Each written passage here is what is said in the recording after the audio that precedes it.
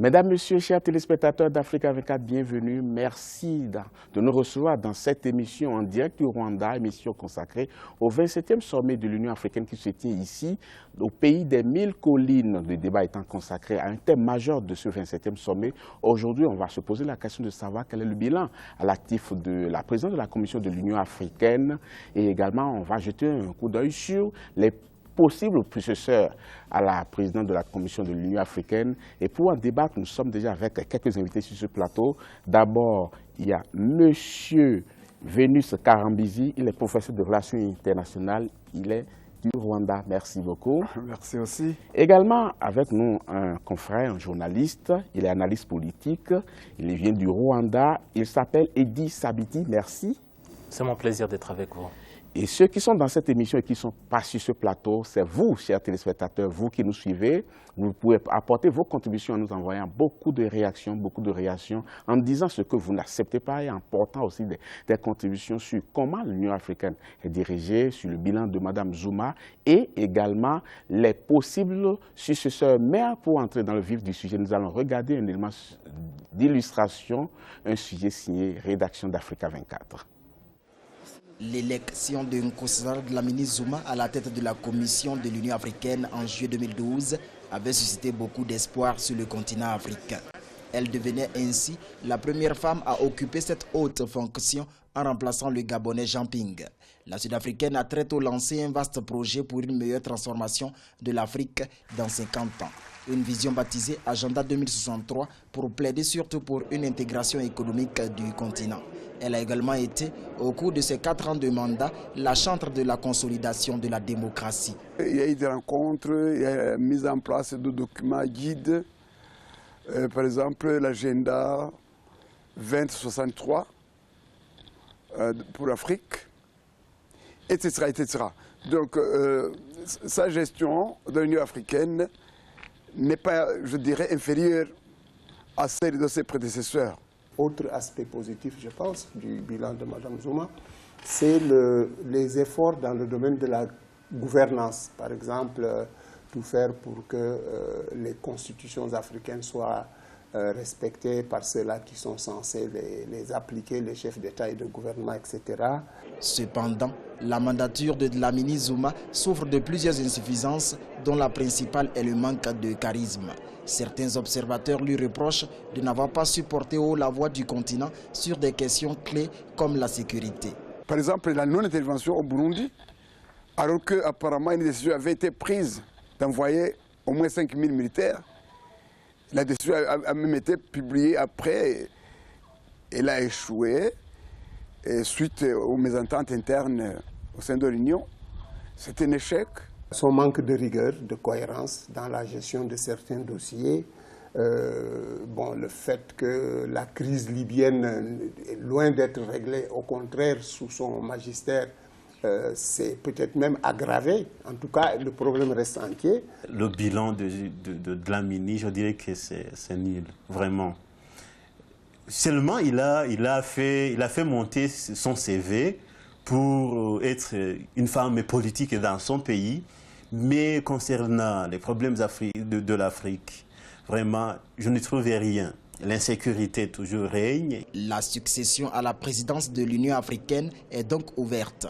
Le dépôt des candidatures a été clôturé le 31 mars 2016. 3 personnalités ont manifesté leur désir d'occuper cette fonction.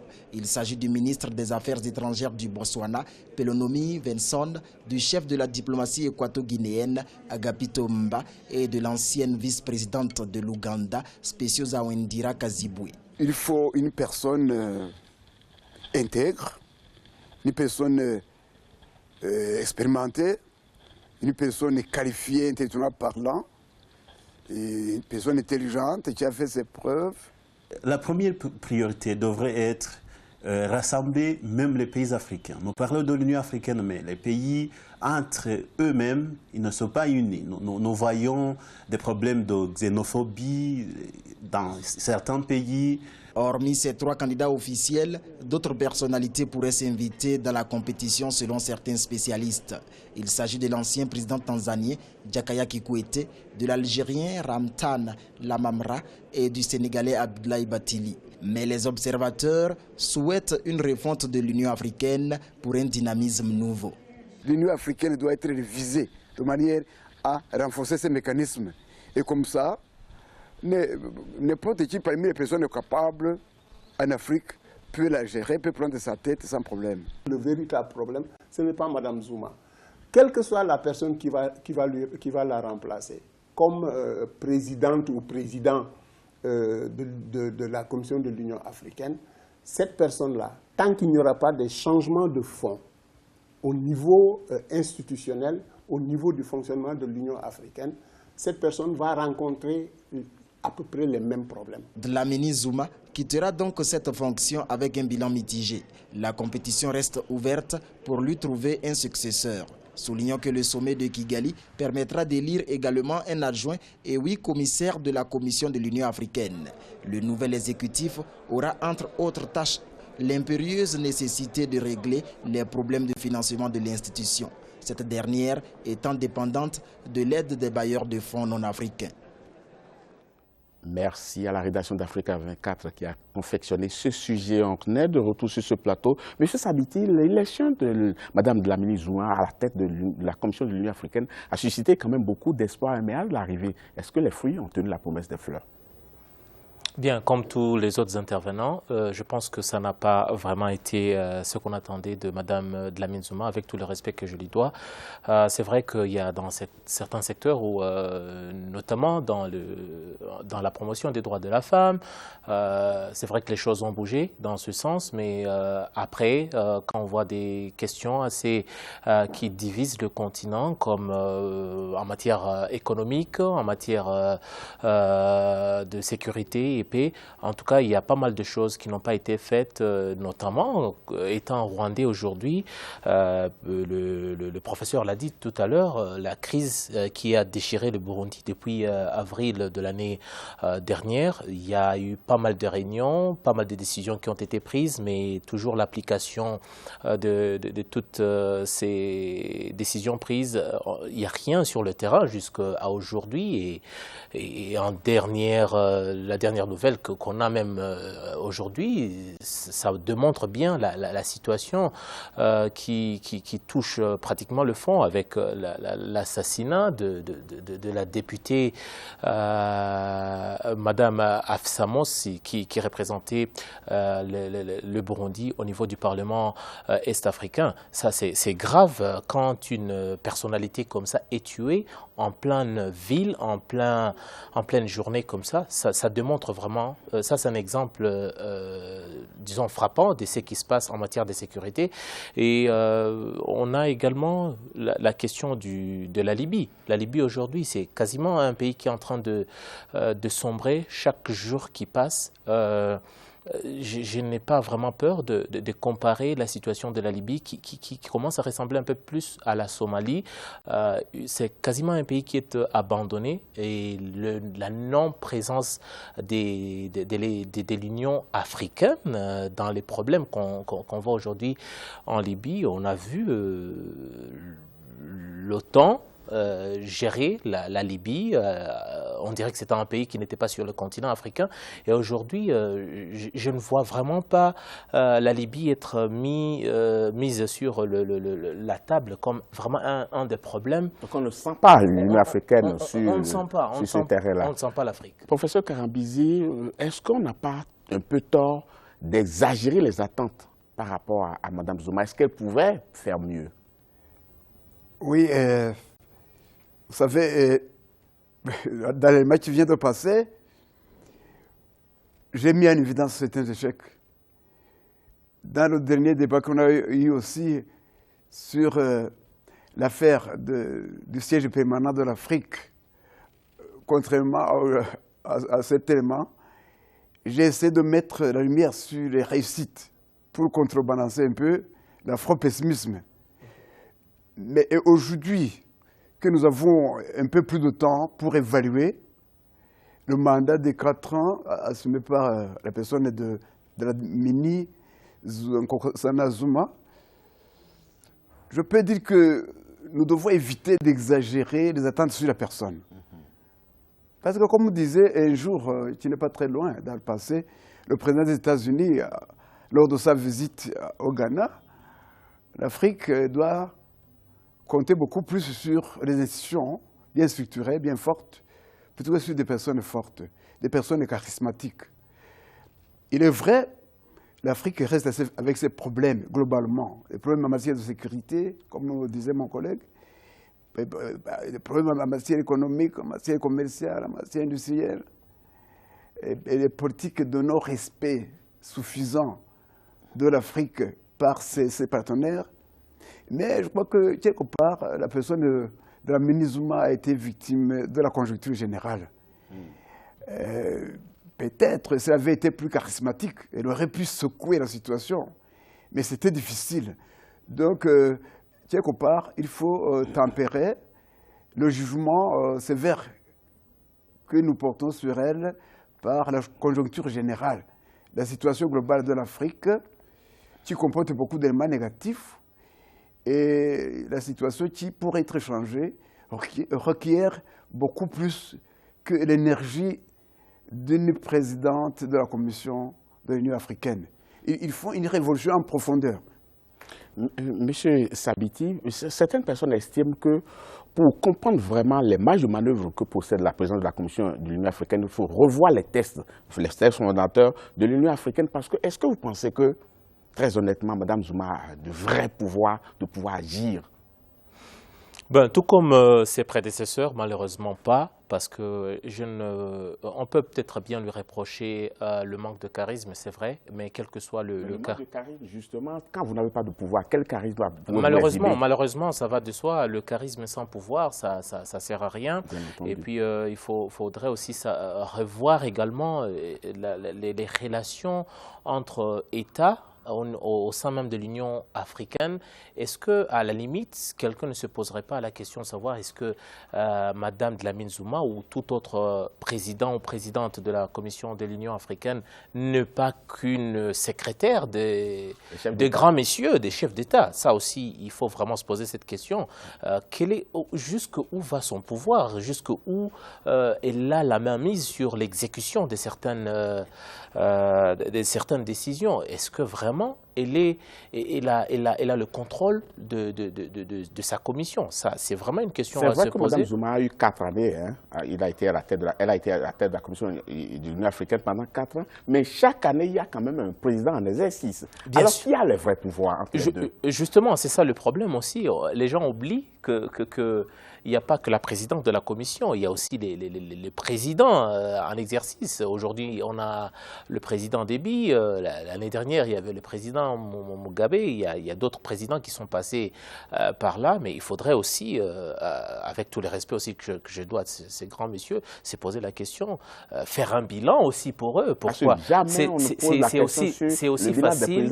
Justement, c'est aussi facile de faire un bilan pour elle, pour ses 4 ans, mais elle aussi peut-être un peu plus, c'est que le sable qui est venu un peu peut-être changer les choses, qui n'a pas fait à ce que la machine puisse tourner mieux pour elle, c'est le fait aussi d'avoir son corps à Addis Abeba et sa tête en Afrique du Sud, tout en n'oubliant pas ses intentions de succéder à son ex-mari. Mais l'intention est arrivée peut-être bien plus tard, parce que tout le temps de ces 4 années, on n'a pas vu un acte officiel posé par Mme Zuma qui soit de nature à être mon frère, excusez-moi, ce n'est pas le jour où on pose sa candidature officiellement qu'on devient candidat dans sa tête. On devient candidat dans sa tête ou dans son cœur bien avant ça. Il faut vraiment être convaincu au plus profond. En tout cas, jusqu'à aujourd'hui, elle n'a posé aucun acte officiel. Mais elle a justement, encore le bénéfice du doute. Tout son entourage, et puis aussi les gens se poseraient la question, pourquoi n'avoir pas brigué le second mandat? Ça aussi, en tout cas, on va aborder cet aspect tout à l'heure dans la deuxième partie. Mais je vais demander au professeur, entre le président en exercice et la présidente de la Commission de l'Union africaine, qui a les vrais pouvoirs? Moi, je constate que les deux ont les vrais pouvoirs. Ah bon? Vous savez, au-delà de la personne même de Dlamini Nkosazana Zuma, il est posé la question de l'évaluation des pouvoirs d'un président ou d'une présidente de la Commission de l'Union africaine. L'Union africaine est comme toutes les organisations de sa nature. Je veux dire même les Nations unies, l'Union européenne et d'autres unions un peu dans le monde. Les gestionnaires directs de ces unions, les gestionnaires, je dirais, administratifs, sont en dessous des présidents. Parce que les États membres demeurent dépositaires en totalité de leur souveraineté. Et un secrétaire général des Nations unies, par exemple, statutairement parlant, il est inférieur au président des États membres. Et un gestionnaire. Mais vous allez trop loin. Moi, je vais juste vous. Oui, je comprends. C'est pour l'équilibrer. Oui, mais justement, pour la même comparaison, je vous donnerai l'exemple de l'Union européenne, par exemple. Okay. Est-ce que vous pouvez mettre sur la même balance les pouvoirs dont dispose le président de la Commission de l'Union européenne et la présidente de la Commission de l'Union africaine? Est-ce que les deux ont les mêmes pouvoirs? Je ne pense pas. Pourquoi vous dites que vous ne pensez pas? Mais parce qu'il y a des organes autour. Au sein de la Commission, oui, qui sont vraiment autonomes et efficaces. Mais je trouve que la question n'est pas là. Parce que la personne en charge de la gestion quotidienne de l'Union africaine, elle-même a à sa disposition un personnel pour l'aider. Nous avons les 8 commissions. Nous avons les quelques 4 grandes institutions africaines, à savoir la Cour de justice, qui ne servent pas à grand-chose. Okay. Ce ne sont que des organes consultatifs. C'est-à-dire que l'Union africaine a les moyens, il a les ressources. Mais ce que je disais, c'est qu'il y a un équilibre statutaire entre le gestionnaire permanent et le président qui, en quelque sorte, est un passager. Il vient et part chaque année. Donc, si un président de la Commission de l'Union africaine ou une présidente de cette commission n'arrive pas à s'imposer, ce n'est pas faute de pouvoir statutaire. Je crois que c'est dû à la timidité personnelle. Parce que nous ne pouvons pas maintenant balayer très sûr de partager le même avis que vous. C'est votre droit, mais sans parcourir le statut de l'Union africaine, nous savons que cette union a donné assez de marge de manœuvre au président ou à la présidente et avec son administration pour que justement cette personne puisse faire marcher la machine. Et ce qui doit exister, c'est que cette personne doit savoir utiliser ses pouvoirs et faire face au chef d'État, ne pas se laisser faire. Et ne pas se laisser faire, parce que, vous savez, lorsqu'une administration est forte, c'est elle qui rappelle aux politiciens leurs devoirs. Mais si l'administration est absente, tout est permis. Monsieur Saviti, oui. Justement, c'est bien. Je pense que le professeur, quelque part, je suis en partie d'accord avec lui. Il faudrait aussi voir en même temps la relation qui existe entre une présidente de la Commission et les chefs d'État, justement. Qu'est-ce qui est...